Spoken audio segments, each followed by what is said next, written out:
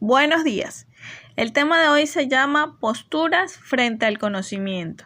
Pero antes de entrar en materia, me gustaría destacar que frente a un mismo hecho existen diferentes puntos de vista.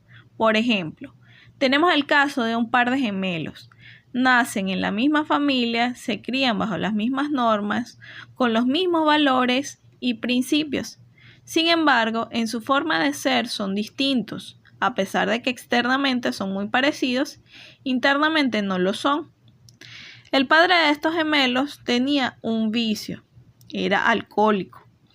Con el paso del tiempo, estos gemelos crecen y un día le preguntan a uno de ellos que por qué toma, por qué se volvió alcohólico. Y él responde, porque vi a mi padre. Luego le preguntan al otro gemelo, ¿y tú por qué no tomas? Y él responde, porque vi a mi padre. Las respuestas son completamente iguales. Lo que cambió fue la actitud, el enfoque o punto de vista con el que estos hermanos vieron a la figura paterna. Con este ejemplo, lo que quiero resaltar es lo diferente que podemos observar una misma situación. Fíjense, uno de ellos siguió los mismos pasos y el otro no. ¿Por qué? Porque miró y dijo, esto no es lo que yo quiero repetir, esto no es lo que yo quiero reflejar en mi vida. Y pues no lo repitió. Entonces fue una persona coherente con lo que pensaba, sentía y hacía. También se puede ejemplificar con un caso de dos personas frente a un número. Una de las dos personas está en un extremo y la otra está en otra esquina. Uno ve un número 9 y el otro ve un número 6. Los dos tienen la razón, porque desde el punto de vista que lo observa uno, se ve un número 9 y desde la ubicación del otro, pues se ve un 6. Entonces muchas veces no es que una persona esté equivocada, sino que ve las cosas distintas a como las ves tú. ¿Ok?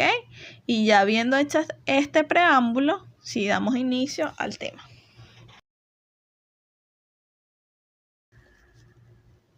Posturas frente al conocimiento. En primer lugar tenemos el dogmatismo. En su etimología proviene del latín dogma, que significa decreto, decisión. Es el punto base o fundamento de una doctrina, en religión o en filosofía, que no es posible poner en duda. El dogmatismo promueve verdades que considera irrefutables, es decir, que ya fueron examinadas y comprobadas bajo ciertos criterios categóricos. Por ejemplo, el dogmatismo considera que existen verdades irrefutables. Un caso de ello es el valor del número pi. Es 3, 14, 16. Aquí en Venezuela, en Estados Unidos, en la China y en Pekín. En cualquier lugar, ¿ok? Otro ejemplo de eso es la fórmula del agua. H2O. Ese valor es el mismo en cualquier parte del mundo. No, que para mí es Na. No, señor, eso no es. No, que para mí es NH3. No, eso es amoníaco.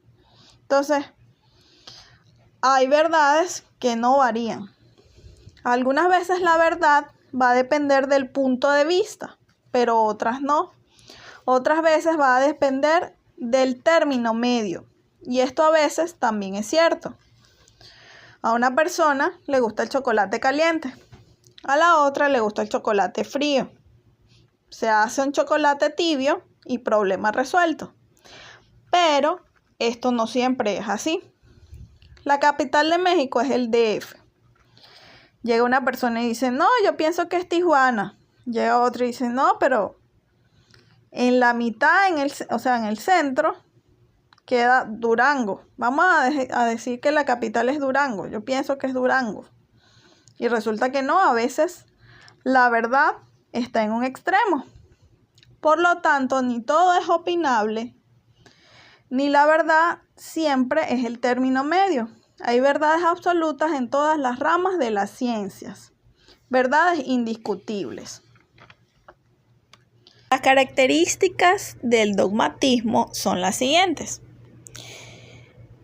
Posee confianza total en la razón humana.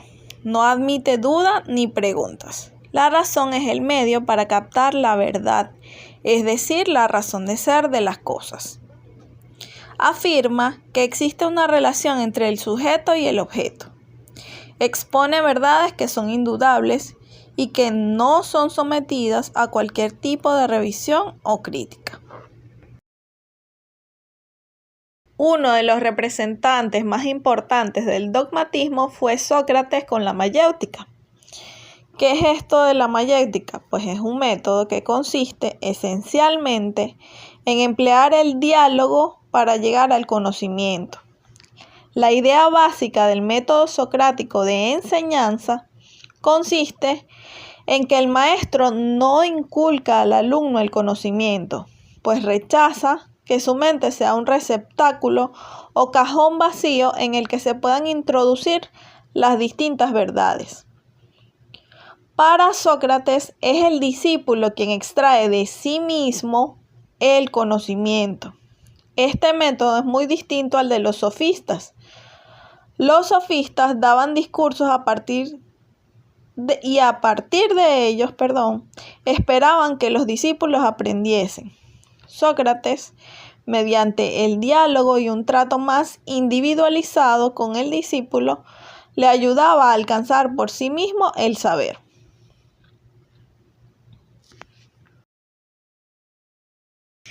El arte de la mayéutica implica la teoría platónica de la reminiscencia, pues al considerar al discípulo competente para encontrar dentro de sí mismo la verdad, debe suponer que el alma de aquel ha debido conocer en algún momento antes de hacerse ignorante. Se incluye, pues, a Sócrates dentro del dogmatismo porque éste entiende que el conocimiento sí es posible y no cuestionable. La verdad está dentro del sujeto. Este debe recordar las ideas que su alma contempló en otro mundo a través del método mayéutico. Sócrates está incluido dentro del dogmatismo porque éste entiende que el conocimiento es posible y no cuestionable. La verdad está dentro del sujeto. Este debe recordar las ideas que su alma contempló en otro mundo a través del método mayéutico. Otro de los representantes del dogmatismo es Platón con su mito de las cavernas. Este describe a unos hombres que desde niños fueron encadenados para vivir en el fondo de una cueva, dando sus espaldas a la entrada de esta, atados de cara a la pared. Su visión era muy limitada, por lo tanto lo único que veían era la pared de esa cueva, sobre la que se reflejan modelos de animales, sombras de animales, objetos que pasan delante de una gran fogata. Con la ayuda de un hombre del exterior, uno de ellos se escapa. El camino a la salida es difícil, pero finalmente sale a la luz del día. Esta luz lo deslumbra, le produce una ceguera momentánea y dolor. El hombre que huyó esperó a que fuese de noche para irse acostumbrando a la tenue luz de la luna. Luego, a la luz del día, cuando amanece, y finalmente pudo adaptarse a la luz del sol. Entonces se dio cuenta de que había vivido engañado toda su vida con las imágenes reflejadas en el fondo de la cueva. Regresa a la caverna diciendo que las únicas cosas que ha visto hasta ese momento son sombras y apariencias del mundo exterior. Que el mundo de afuera es distinto. Sus compañeros de la cueva le toman por loco y se resignan a creer en otra realidad. Ellos solamente creen en la realidad de las sombras que se reflejan dentro de la cueva. Pero entonces, ¿qué quiso decir Platón con esto del mito de las cavernas? Pues con esto lo que intentó construir fue un modelo explicativo de la condición humana. Platón explica el mundo de las ideas y cómo se puede llegar a él, para comprobar que todo lo que veían solo era un reflejo de la verdadera realidad. El mundo de las sombras de la cueva simboliza para Platón el mundo físico de las apariencias, es decir, el mundo de lo sensible. En este se capta únicamente las sombras de la verdadera y perfecta realidad que está en otro mundo, invisible a la percepción de los sentidos y dominado por los acontecimientos. La escapada hacia afuera de la cueva, evidentemente, simboliza la transición hacia el mundo real, el acceso a un nivel superior de conocimiento.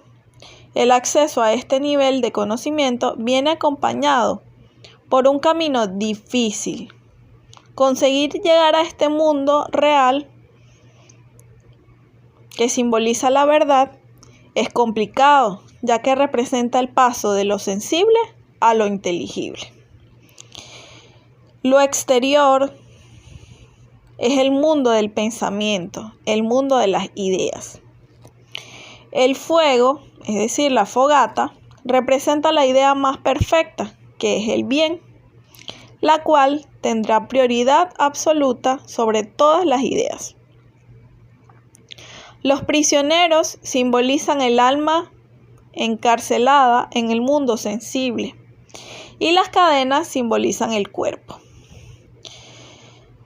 El individuo que consigue escapar representa la figura del filósofo, que es quien tiene la intuición de las ideas y cuya enseñanza del mundo superior es despreciada por los hombres.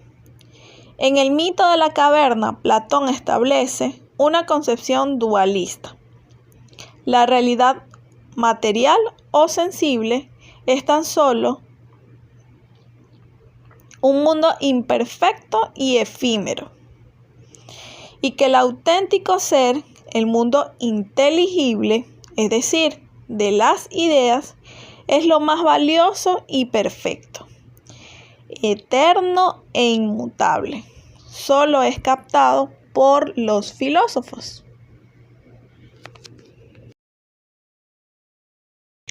En segundo lugar, tenemos el escepticismo. ¿Qué es el escepticismo?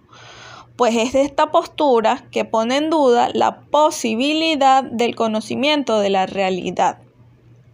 Proviene de escépticos, que significa examinar, el que observa sin afirmar, que duda de lo que está probado o es incuestionable. Las características del escepticismo son las siguientes. Tiene como fundamento una actitud de cuestionamiento permanente. En esta postura, el saber es considerado verdadero solo si es puesto en tela de juicio. La actitud intelectual es dubitativa. Es una actitud de indagar constantemente. Enfoque lleno de desconfianza, es decir, de duda. Luego de esa duda se crea una hipótesis. Luego se comprueba o se rechaza. Como podemos notar, el escepticismo es opuesto al dogmatismo, debido a que aquí no se confía en verdades absolutas e irrefutables, sino que se ponen en duda, las cuestionan. El representante más importante del escepticismo y además su fundador fue Pirrón de Elis. Aunque existieron muchos otros precursores, este es su fundador. El escepticismo es una forma de vida que el filósofo elige. No es simplemente un discurso teórico, sino también una práctica de liberación personal cuya finalidad es lograr alcanzar la felicidad. Para este propósito se utilizan una serie de técnicas escépticas, como lo son la suspensión del juicio y la ataraxia, términos que más adelante vamos a describir. Una vez conseguido esto, se produce una transformación en la visión del mundo y en su relación con él, que podría definirse como indiferencia. El escepticismo, después de examinar cuidadosamente todas las proposiciones, concluye que no hay ninguna verdad que se pueda considerar definitiva, por lo que recomienda la suspensión de todo juicio, es decir, la epogé. Una vez suspendido el juicio, el siguiente paso es conseguir la ataraxia, es decir, la serenidad del ánimo, la imperturbabilidad necesaria para poder llegar a la felicidad. Pero la suspensión del juicio no quiere decir que haya que abandonar toda investigación ni toda crítica. En tercer lugar tenemos el positivismo. El positivismo se presenta como la exaltación romántica de la ciencia, como pretensión de servir como única religión auténtica y por tanto como el fundamento posible de la vida humana, individual y social.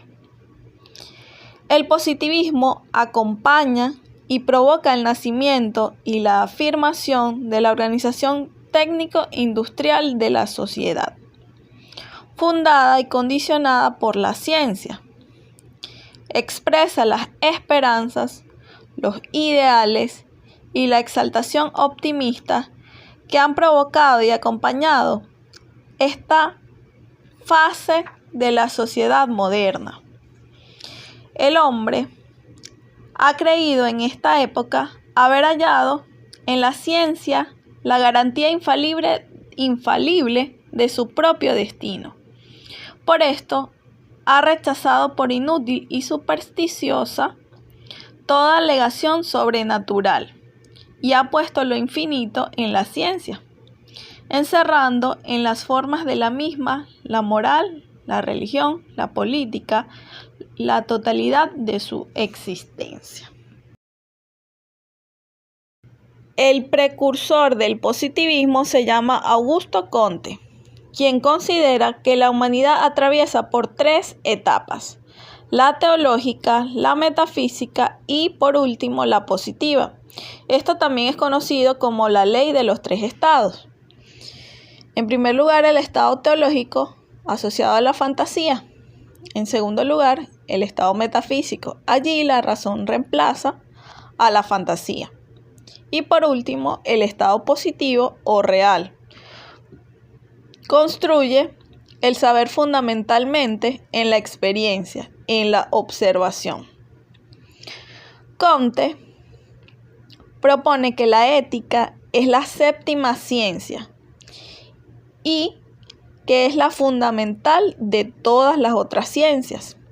La primera sería la matemática, la segunda, la astronomía, la tercera, la física, la cuarta, la química. En quinto lugar tendríamos la biología y en sexto lugar la sociología. Características del positivismo. Valora la ciencia, valora lo útil, no es absolutista, se cree en verdades prácticas y convenientes. La ciencia tiene criterio de verificación. En cuarto lugar, tenemos al racionalismo.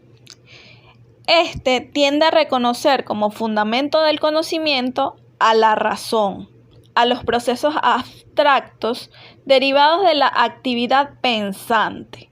Afirma que únicamente por medio de la razón se obtiene el conocimiento y, en consecuencia, todo el conocimiento es eminentemente racional. La realidad es aprendida por la capacidad pensante, intelectual y racional. Es a través de la certeza obtenida por la reflexión y por la indagación intelectual como se obtiene la verdad.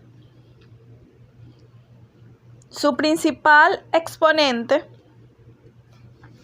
es el señor René Descartes. Para Descartes, el conocimiento se origina con la obtención de una idea clara y distinta. Pienso, luego existo. Cogito ergo sum, en latín. Afirma, a esta verdad fundante de su pensamiento llega después de sumergirse en el fondo de su conciencia, examinando una por una las certezas válidas hasta ese momento.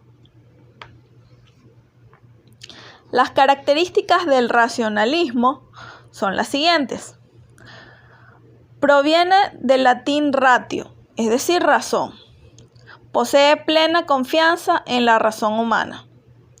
La mente humana no es una tabla rasa. Plantea que existen ideas, conocimiento previo. Posee claridad y concisión. Presenta evidencias. Es deductivo. Si hay conocimiento universal, si hay certezas absolutas, hay un orden, se prescriben normas, es analítico y es jerárquico, es decir, se enumera.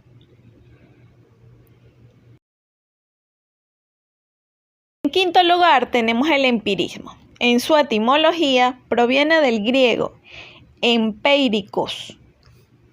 Quiere decir que se aprende exclusivamente con la experiencia y la observación, mas no en la teoría.